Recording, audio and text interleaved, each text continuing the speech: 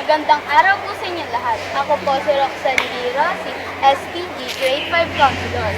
Inaanyayahan ko po kayo na makiisa sa darating na Brigada Eskwela sa Mayo 15, 2017 upang ang inyong anak, pamangkin o apo ay ganahan sa pagpasok dahil meron silang maganda at malinis na paaralan. Maraming salamat po.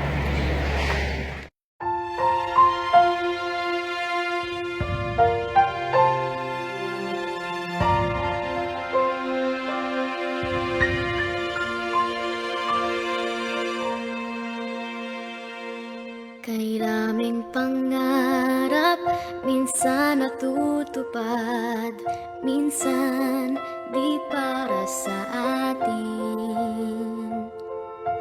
Sa mga pagkakataong ito, ako'y nagpapasalamat pa rin sa pagsikat ng araw, liwanag ng buwan at bituin,